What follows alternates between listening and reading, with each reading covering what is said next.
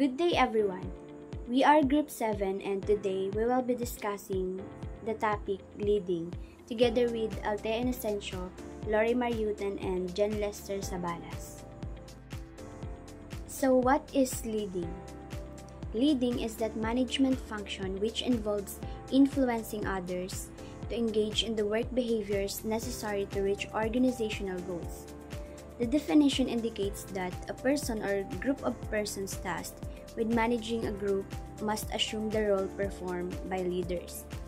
While leading refers to the function, leadership refers to the process.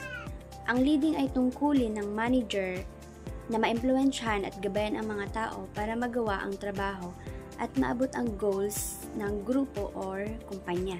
Samantala, ang leadership ay proseso ng pamumuno, kung paano mo pinangunahan at hinihikayat ang mga tao para magtagumpay sa goals. How leaders influence others. Engineer managers are expected to maintain effective workforces. To be able to do so, they are required to perform leadership roles. Leaders are said to be able to influence others because of the power they possess. Power refers to the ability of a leader to exert force on another. Ang mga engineer managers ay kailangang panatilihing maayos at epektibo ang mga empleyado nila. Para magawa yon, kailangan nilang gumanap bilang leader. Nakaka-impluwensya ang mga leader sa iba dahil meron silang power. Ibig sabihin, may kakayahan silang pumilit o magpatupad ng mga bagay na para masunod at magawan ang mga kailangang trabaho. Bases of power. The power possessed by leaders may be classified according to various bases. They are as follows. Number 1, legitimate power. Number 2, reward power. Number 3, coercive power. Number 4, referent power. And number 5, expert power. So first is legitimate power. Legitimate power, a person who occupies a higher position has legitimate power over persons and lower position within the organization. A supervisor, for instance, can issue orders to the workers in his unit. Compliance can be expected. So, example, project manager assigning task. A project manager has the authority given by the company to assign specific engineering tasks to team members. Because of their official position, engineers follow their instructions as part of their job responsibilities. So, ang legitimate power ay isa itong power meron ang isang tao dahil sa posisyon niya sa trabaho. Halimbawa, ang supervisor may karapatang mag-utos sa mga empleyado niya kasi siya ang may mas mataas na pwesto. Kaya natural lang na sundin siya ng mga tao sa ilalim niya. Reward power. When a person has the ability to give rewards to anybody who follows orders or requests, he is said to have reward power. Rewards may be classified into two forms, which can be material and physic. Material rewards refer to money or other tangible benefits like cars, house and lot, and etc. Example, an engineering manager gives a cash bonus or gift voucher to the design team for successfully completing a bridge project before the deadline. Physical rewards consist of recognition, praises, etc. Example, the manager praises and recognizes an engineer during a company meeting for their innovative solution to a technical problem. Reward power, ito naman yung power ng isang tao na magbigay ng gantimpala sa mga sumusunod o gumagawa ng maayos. Pwedeng material reward tulad ng mga bonus o regalo, or physical reward tulad ng papuri at pagkilala sa trabaho. Coercive power, when a person compels another to comply with orders through threats or punishment, he is said to possess coercive power. Punishment may take the form of demotion, dismissal, withholding of promotion, or etc. Example, a manager reduces allowances for employees who fail to meet deadlines. Another one, a supervisor issues warnings or suspensions to workers who break safety rules.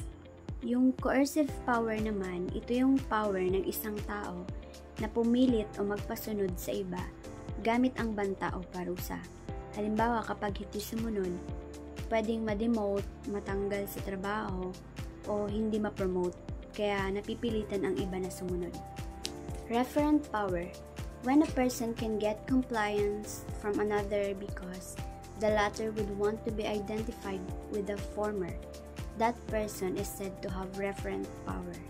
Example, a young engineer willingly follows the guidance of a senior project engineer because they admire the senior's professionalism, problem-solving skills, and positive attitude towards the team.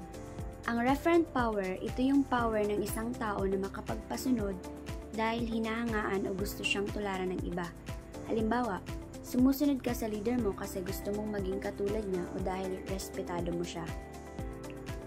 Expert power, the last one.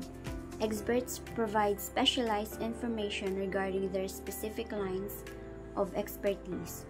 This influence, called expert power, is possessed by people with great skills in technology. The expert power exercised by environmental scientists was enough to force governments throughout the world to pass legislations favorable to environmental protection. Example, an engineer is trusted by the team because they know how to fix complex machine problems that others can't solve. Yung expert power, ito yung power ng isang tao dahil sa galing at kaalaman niya sa isang bagay. Madalas, ito sa mga experts o professionals na sobrang bihasa sa kanilang trabaho, kaya pinapakinggan at sinusunod sila ng iba. The topics nature of leadership and leadership skills will be discussed by Althea Inocencio. Nature of the leadership. Leadership is the ability to influence, guide, and inspire others towards achieving common goals. Its nature is people-centered, as it relies on building trust, motivating individuals, and fostering cooperation. A true leaders provide vision and direction, adapts to different situations, and take responsibility for decision and outcomes. Leadership is not about authority alone, but about creating a relationship of trust and respect that encourage others to follow willingly. Ang pamumuno daw po ay isang kakayahang mag-impluwensya, gabayan at hikayatin ng iba upang makamit ang isang layunin. And ito po ay nakatuon sa mga tao sa pagbuo ng trust, pagbibigay ng motivation, and pagtutulingan. Ang isang mabuting leader po ay nagbibigay ng direksyon and marunong umangkop sa mga situation. And may mga panunugutan sa bawat desisyon. Ang tunay na pamumuno ay hindi lang tungkol sa kapangyarihan, kundi sa pagkakaroon ng tiwala, respeto, upang kusang sundan ng iba. Heto naman po ang mga traits of effective leaders. Number 1 is personal drive. Personal drive is an important leadership trait that shows responsibility, persistence, energy, and initiative. A leader with strong drive does not give up when faced with failure but continues to find other ways to achieve goals. An example is Paul Vigorito, who was plant director of San Miguel Corporation, Polo Plant 1992 to 1994. Transform a troubled brewery into a world-class facility with modern technology and a motivated workforce through his determination and leadership. Ang personal drives daw po means yung malakas na determinasyon ng isang leader na gawin ang tama at matagumpay kahit may mga challenges. It shows responsibility, persistence, energy, and initiative. Ibig sabihin, responsable siya, hindi agad sumusuko. at laging may bagong paraan para maabot ang goal. Halimbawa po si Paul Majorito ng San Miguel Corporation ay isang leader na may strong personal drive. Kahit mahirap yung situation ng polo plant noon, hindi siya sumuko. Ginamit niya ang modern technology at hinikayat ang mga empleyado na maging motivated dahil sa kanyang determinasyon and leadership. Ayun, nagawa niyang gawing world-class ang dating problemadong brewery. Number 2 naman po is the desire to lead. Ang desire to lead po is very important in becoming a leader. Even if a person has all the skills, they cannot be an effective leader if they don't really want to lead. Those who truly want to lead give their best effort and always ready to work harder when needed. A leader with a strong desire to lead also inspire others because their commitment and passion shows in everything they do. This genuine willingness makes them more effective, especially in times of challenges, since they are prepared to sacrifice and put in extra effort for the success of the group.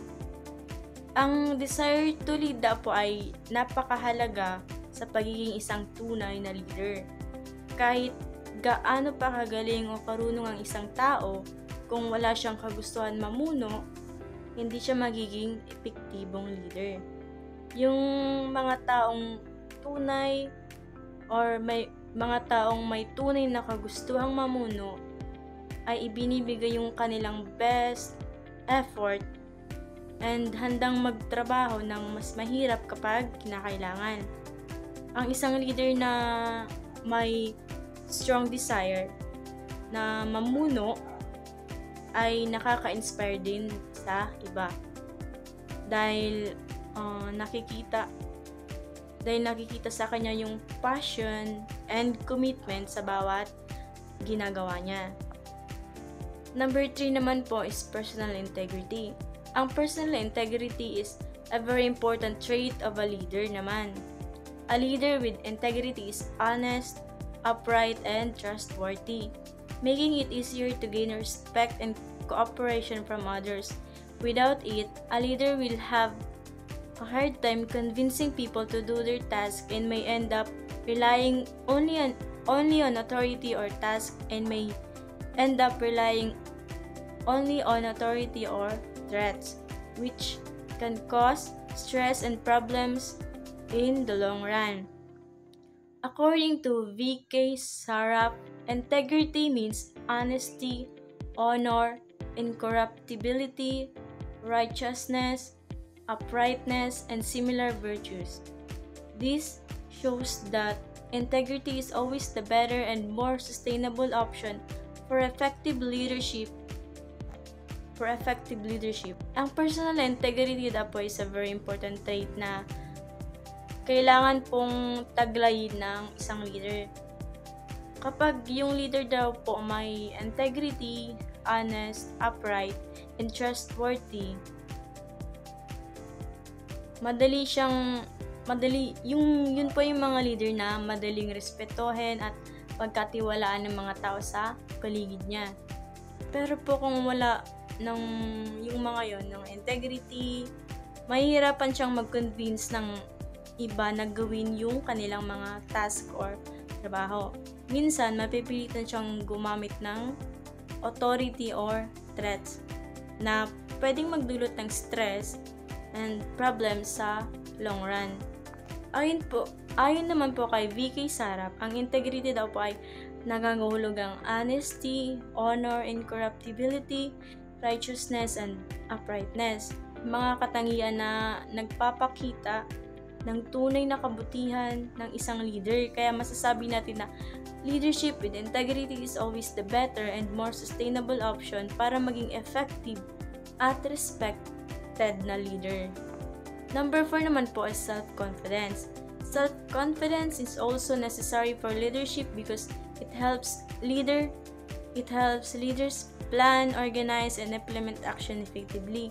Leaders who are confident can make decisions and continue working towards goals with determination.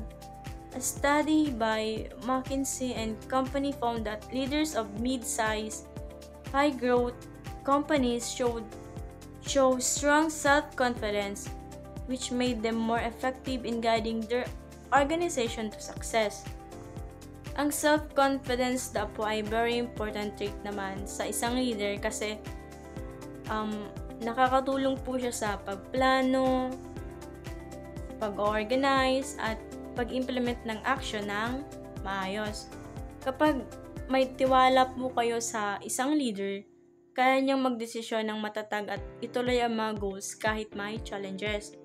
Ayon naman po sa study ng McKinsey & Company, yung mga leaders ng mid-size at high-growth companies ay may strong self-confidence kaya sila ay mas naging effective sa pag-guide ng kanilang organization papunta sa success.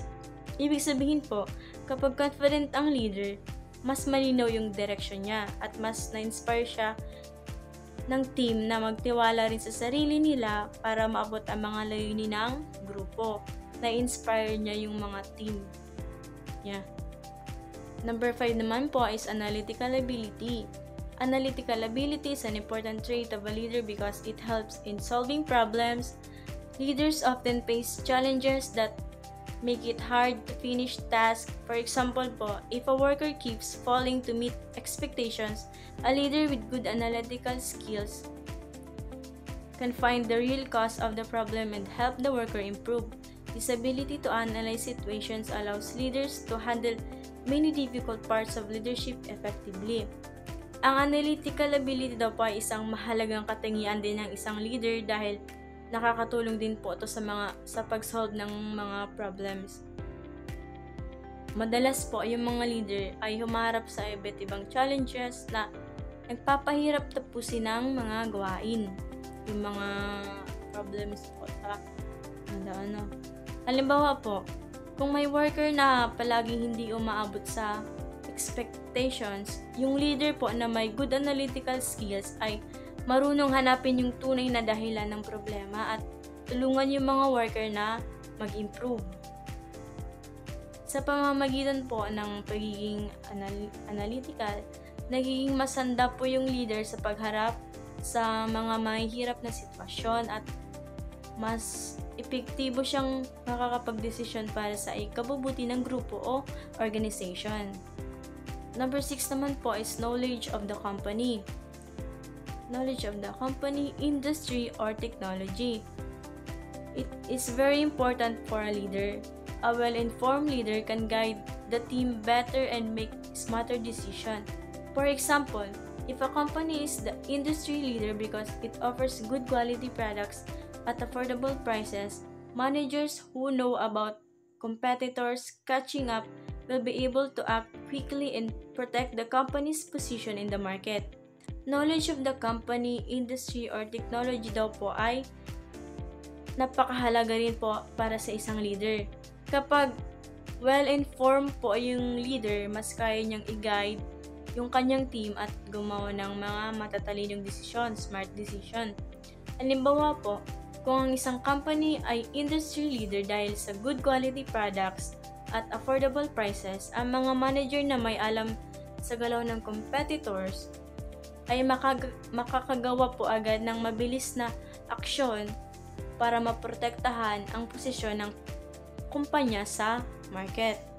Ibig sabihin po, yung leader na may sapat na kaalaman tungkol sa kanyang company at sa industry ay mas handa sa mga pagbabago at mas madiskarteng mamuno sa mga hamon ng mga negosyo. Number 7 po is charisma. Charisma is the personal charm or magnetism that makes people want to follow a leader. Famous figures in history like Napoleon Bonaparte, Julius Caesar, Adolf Hitler, George Washington, and Elvis Presley were known for their charisma, which helped them achieve many things. When used in the right way, charisma helps leaders inspire their followers so that they willingly do their task and support the leader's goals. Ang charisma na po yung personal charm or magnetism ng isang leader po na dahilan kung bakit gustong sumunod yung mga tao sa kanya. Halimbawa po, sina Napoleon, Bonaparte, Julius Caesar, sila George Washington. Sila yung mga taong kilalang may charismatic personality. Kaya naging successful po sila sa kanilang larangan. Kapag ginamit yun sa tamang paraan, ang charisma ay nakakatulong po kasi sa leader na ma-inspire yung kanilang mga followers para kusang gumawa ng kanilang trabaho or task at ma-support yung mga goals ng leader. Number 8 naman po is creativity. Ronnie Milievo defines creativity as the ability to combine existing data, experience, and preconditions from various sources in such a way that the results will be subjectively regarded as new, valuable, and innovative, and as a direct solution to an identified problem situation. As leaders are tasked to provide solution to the problems in their units or divisions, creativity becomes a very useful trait. Many problems are complex and challenging, and in such cases, a leader needs all the creative abilities he has to come up with effective solutions. Ayon daw po kay Ronnie Milievo, ang creativity daw pa isang ability na pagsamasamahin po yung mga data, experiences, at ideas po mula sa iba't ibang sources para makabuo sila ng bago, valuable, at innovative solution po sa isang problem.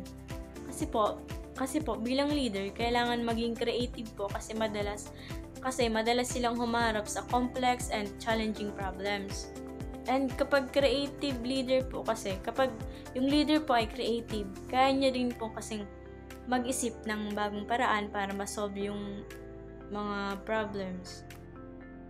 Number 9 naman po is flexibility. Flexibility means allowing people to do their work in different ways as long as they meet the expected result. A flexible leader understands that there can be many ways to achieve a goal. This trait is important because it helps adjust methods when the usual way is not suitable. Ang flexibility daw po ay yung kakayahan po ng isang leader na hayaan po yung mga tao na gawin yung mga trabaho nila sa iba't ibang paraan. Basta po makuha pa rin yung expected result. Ibig sabihin po, hindi siya mahigpit sa isang paraan lang ng paggawa. Naiintindihan po kasi ng flexible leader yung maraming paraan para maabot yung isang goal. Mahalaga po kasi ito kasi hindi gumagana ang dating paraan. Mahalaga ito kasi kapag hindi gumagana ang dating paraan, marunong po siyang mag-adjust at maghanap ng mas bagay na solusyon para mas madali nilang makamit yung goal, yung tagumpay. Leadership skills. Number 1 po is technical skills. Technical skills are the knowledge and abilities a leader needs to understand work processes, activities, and technology. These skills help leaders make good decisions and do their job with confidence. For example, an engineering manager should know how to do engineering tasks to keep the team motivated. A construction manager must understand construction work, while an electrical engineering manager should know how to install and maintain electrical systems and equipment. Ang technical skills daw po ay tumutukoy po sa knowledge at abilities ng isang leader para maintindihan yung mga work processes, activities, at technology sa kanilang field. Nakakatulong ang skills po na ito para makagawa ng tamang desisyon at magtrabaho ng may confidence. Halimbawa po, kung engineering manager ka, dapat alam mo rin kung paano ginagawa ang mga engineering task para ma-motivate ang team mo. At kung halimbawa construction manager ka naman, kailangan mong maintindihan ang construction work. Kung electrical engineering manager ka, dapat alam mo kung paano mag-install at mag-maintain ng electrical system and equipment. Number 2 is human skills. Human skills are the abilities A leader needs to work well with people inside and outside the organization. A good leader knows how to get along with others, motivate them, and inspire them to do their best. These skills also include coaching, good communication, building morale, training and developing people, offering help and support, and giving tasks or responsibility to others. Ang human skills naman daw po ay isang kakayahan po ng isang leader na makipagtrabaho ng maayos sa mga tao, both inside and outside the organization. Ang good leader po na marunong makisama, mag-motivate, at mag-inspire ng iba para gawin nila ang best nila. Kasama din dito po ang coaching, good communication, building moral, training and developing people, pagbigay po ng tulong at support at pag-assigning task or responsibility sa iba.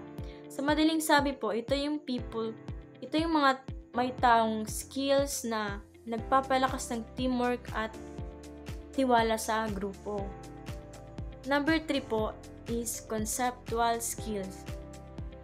Conceptual skills are the ability to think in broad or abstract terms and see how different parts work together as a whole. These skills help leaders clearly explain what needs to be done and how to achieve it. Without good conceptual skills, a leader may struggle to guide the team and reach goals effectively. So, ang conceptual skills daw po ay ang isa na naman pong ability ng leader na mag-isip po ng malawak at maunawaan kung paano nagkakaugnay ang iba't ibang bahagi ng isang organization. Sa pamamagitan po nito, kaya ng leader na ipaliwanag ng malinaw kung ano ang dapat gawin at paano ito may abot. Kapag kulang po sa conceptual skills ang isang leader, mahihirapan po kasi siyang mag-guide sa team at mahirap din maabot ang goals ng isang organization. Kaya mahalagang taglayin ito kasi para maging strategic at visionary leader na kaya magplano para sa kabuuang tagumpay sa grupo. Behavioral approaches to leadership styles. The behavioral approach to leadership focuses on what leaders do, their behaviors, rather than their traits or personality. It looks at patterns on how leaders act toward others and carry out their role. This pattern is called their leadership styles. There are 3 main ways to classify leadership behavior. First, ways leaders approach people to motivate them. This refers to how leaders influence or encourage people to do their work. It has 2 types of approaches. First, positive leadership. Positive leadership focuses on rewards to motivate people. Rewards can be economic like salary increases or non-economic like recognition, praise, or inclusion in decision-making groups. It helps to build a positive, encouraging environment, while in negative leadership, it focuses on punishment or fear to control behavior. Punishment may include warnings, suspension, or dismissal. It may create discipline but can reduce motivation and trust. Leaders may sometimes use both approaches depending on the situation. Second, ways leaders use power. This refers to how leaders make decisions and influence others using their authority or position. It has 3 styles. First, the autocratic leadership. The autocratic leadership, the leader makes decisions alone, expect obedience. Little input is taken from team members and best for quick decision for may reduce morale. Second, the participative leadership. The leader includes team members in decision-making, encouraging them to share of their ideas and teamwork, and build trust and motivation. And lastly, the free-rein leadership gives full freedom to team members. People make their own decisions and good for experienced, self-motivated teams but can lead to confusion if there's no direction. Last main of their behaviors is leaders' orientation toward tasks and people. This refers to whether a leader is more focused on getting work done or on the people doing the work. It also has two types. First, the task orientation is when the leader cares mostly about completing tasks, setting goals, and meeting deadlines. Productivity and efficiency are top priorities. And lastly is the employee orientation. In employee orientation, the leader cares about the well-being, development, and motivation of team members. It focuses on communication, support, and building morale. The contingency approach is an effort to determine through research which managerial practices and techniques are appropriate in specific situations. These various contingency approaches are as follows. Number 1 is Fiedler's contingency model. Number 2 is Hershey and Blanchard's situational leadership model. Number 3 is path to goal model of leadership. Number 4 is Bloom's decision-making model. So our first contingency approach is the Fiedler's contingency model. What is Fiedler's contingency model? According to Fiedler, leadership is effective when the leader's style is appropriate to the situation. The situational characteristics is determined by these three principal factors. Number 1, the relations between leaders and followers. Number 2, the structure of the task. And number 3, the power inherent in the leader's position. Our second contingency approach is the Hershey and Blanchard's situational leadership model. The Hershey and Blanchard's situational leadership model was developed by Hershey and Blanchard that suggests that the most important factor affecting the selection of leader's style in the development for maturity level of subordinate. The leader should match his or her style to this maturity level. Maturity has two components. Number 1, job skills and knowledge. And number 2, psychological maturity. Blanchard and others elaborated on the leadership styles appropriate for the various maturity levels of subordinates. They are as follows. Style number 1. Directing is for people who lack competence but are enthusiastic and committed. They need direction and supervision to get them started. Style 2. Coaching is for people who have some competence but lack commitment. They need direction and supervision because they still relatively inexperienced. They also need support and praise to build their self-esteem and involvement in decision-making to restore their commitment. Style 3. Supporting is for people who have competence but lack of confidence or motivation. They do not need much direction because of their skills, but support is necessary to bolster their confidence and motivation. Style number 4. Delegating is for people who have both competence and commitment, but they are able and willing to work in a project by themselves with little supervision or support. The third contingency approach is the path to goal model of leadership by Robert House. The path to goal model of leadership was exposed by Robert G. House and Terence R. Mitchell that stipulates that leadership can be made effective because leaders can influence subordinates' perceptions of their work, goals, personal goals, and path to goal attainment. By using path to goal model, it is assumed that effective leaders can enhance subordinate motivation by number 1, clarifying the subordinates' perception of work goals. Number 2, linking meaningful rewards with goal attainment, and number 3, explaining how goals and desired rewards can be achieved. Leadership styles. The leadership styles which may be used by path to goal proponents are as follows. Number 1.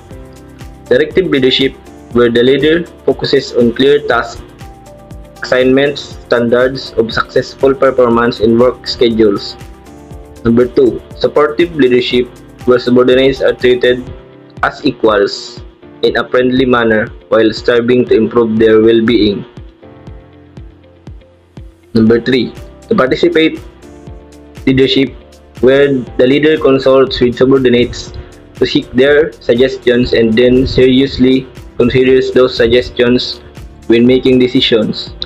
Number 4. Achievement-oriented leadership, where the leader set challenging goals, emphasize excellence, and seek continuous improvement while maintaining a high degree of confidence that subordinates will meet difficult challenges in a responsible manner. So that is the path to goal model of leadership. The last contingency approach is the Vroom's decision-making model. What is the Vroom's decision-making model? Vroom's decision-making model focuses on how leaders make decisions. It often suggests that leaders should involve their followers in decision-making to different degrees, ranging from making decisions alone to consulting or working as a group based on the situation. In summary, contingency approaches remind us that effective leadership depends on flexibility. The best leaders know when and how to adjust their style to fit the situation and their team. Vroom's model of leadership is one that prescribes the proper leadership style for various situations, focusing on the appropriate degrees or delegation of decision-making authority. 5 distinct decision-making styles are identified under the Vroom's model. 2 of them are autocratic, 2 others are consultative, and 1 is group directive. That is all for the contingency approach